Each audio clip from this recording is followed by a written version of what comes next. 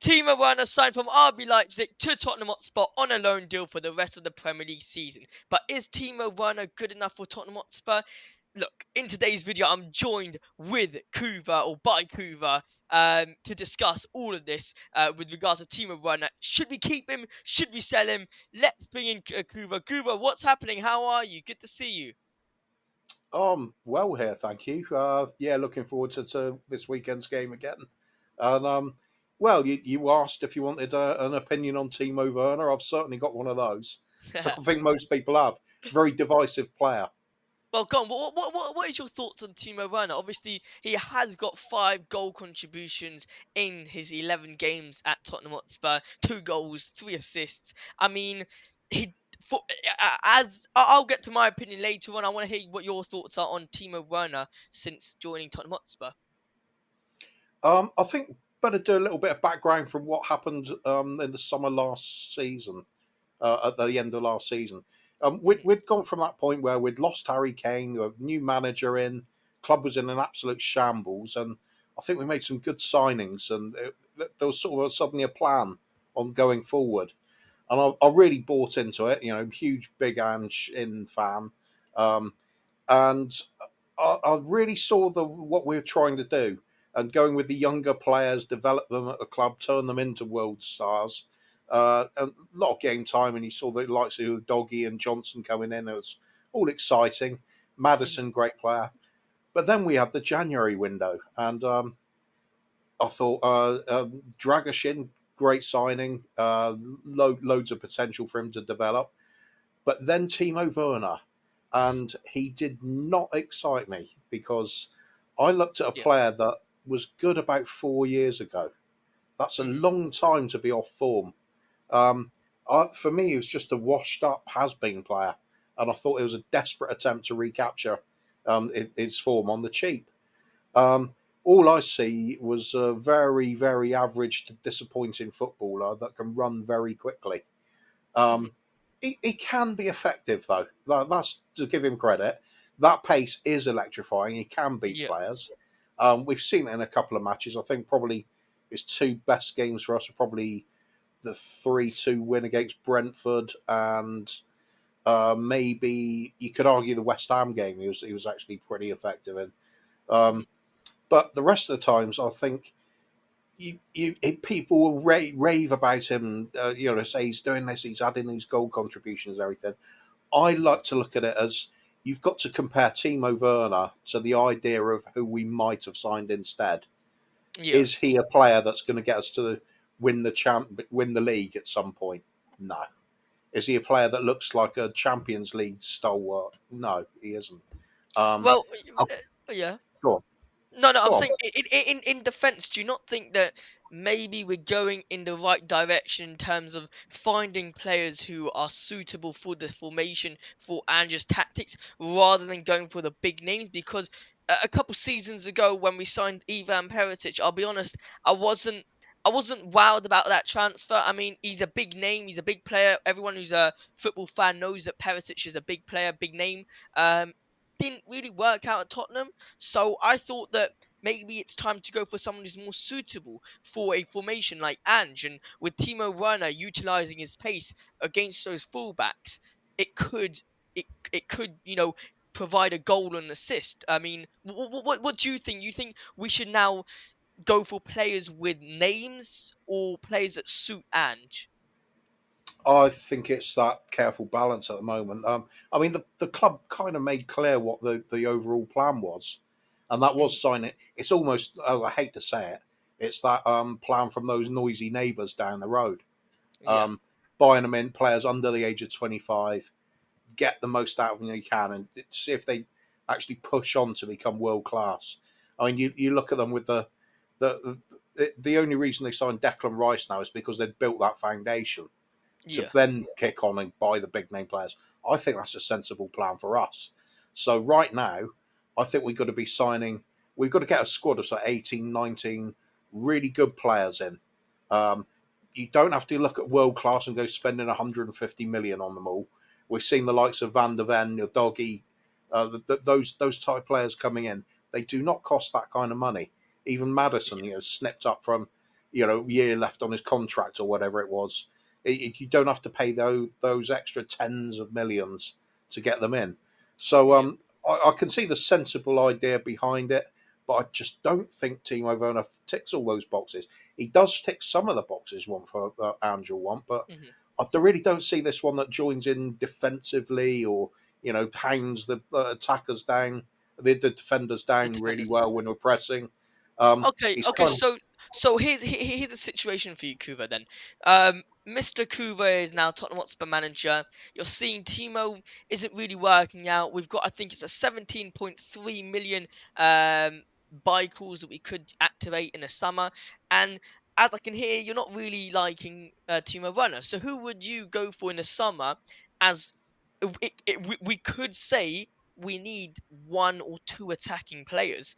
Who would you go for as a replacement for Werner, if you wanted to say? easy for me. I think Sonny is being wasted in the middle. 100% agree. I think he plays better out on the left. So that's your Werner 100%. replacement. So the real question is, who do we have as a new number 9? Do you keep Um, Richarlison or do you go for a different number 9? if you can sell Richarlison for a decent amount of money, I'd sell him. Yeah. I don't think he's good enough either. Um, this goes down to what I'm looking at for the club in the next few years, and I am focused on us winning the league. It's way overdue. So I'm Yeah. looking at these players that, although they're not there right now, I'm looking at ones that could develop into that kind of player. And Can you give me some examples? well, there's we're linked heavily with Jimenez Yeah. at What's the and team? Not Feyenoord, he's a is it? Feyenoord. Yeah, Feyenoord, yeah. yeah. He's one of these players that's kind of like, for me, reminds me of a young Alan Shearer. Now, Hmm. don't instantly think of the gold hole when I say Alan Shearer, Yeah, because I was. when he was when he was at Southampton, he had a very modest sort of 1 in 5 games sort of ratio. Yeah. But I looked at all those physical attributes. Jimenez is really strong. I mean, very powerful player. Got Hmm. very powerful shot. Good in the air. He's able to hold the ball up really well, which is something that Sonny can't do. That's just Yeah. not part of his game. Um, Richarlison struggles with it as well. So you would be replacing part of what we lost when we sold Harry Kane, because he was exceptional at holding the ball up. Hmm. Um, he hasn't got that all round game of Harry Kane. I mean, nobody does. That's why he's Hmm. Harry Kane. Um, Yeah. but we would be getting a very solid centre forward capable of hitting 15, 20 goals every single season, possibly more if he gets into his rhythm. But that Yeah. frees up Sonny for the left. And I like the way uh, Brennan Johnson's Brennan Johnson. developing. He looks like he Yeah. could turn into something. Still a way off it. He's got to be consistent. But But okay, do you not think that maybe Kulusevski has a shout here? Because personally, for me, I 100% agree with you. I've been saying this for time. Son up front, no good. One of Son's best attributes, and arguably one of the best players in the Premier League to do it, is his finesse shots to the top right hand corner, top left hand corner. He's so accurate in his shooting when it comes to those kind of scenarios. And I think we're wasting him up front. Now, personally, for me, I think we could do with a little switch. Um, and I personally wouldn't mind seeing Kulusevski go up front for once. I want to see how he plays, because although he doesn't have a right foot, he is the best. He's the best player on Tottenham to hold up the ball. And I was going to come up to you with this question, with you know, obviously the main topic is Timo Werner. Now, do you see any position in this Tottenham side where we could potentially keep Werner, or is it just doesn't fit? I'm saying on the right, maybe up front. for me, nah. I do not think he's good enough. He's Yeah. got a great attitude. He seems a likable lad, and he's got great pace. Is that enough to make him a regular for the first team? Not for me. And if you're looking at him, people will say, "Oh, well, he'll be a great impact sub, or he'll be great off the bench, or a great squad player." Do you really want to pay huge wages on a player that's not even improving your first team? It's not for me. I'd much prefer we spend the money on a youngster, or bring somebody through in the academy. Probably Yeah. too early for the academy to be pumping out the sort of players of the caliber we want at the moment. But in a few Mm. years' time, I think we'll be on track for that again. Um, yeah, for me, I just don't see the fit there. In a way, it's like with Kulusevski. It's interesting you say him playing up front. It's a position we haven't really tried with him yet. Yeah. Um, Do you but think it he's a could be? puzzle. Yeah, he's got attributes for it. I don't know. Is he a natural goal scorer?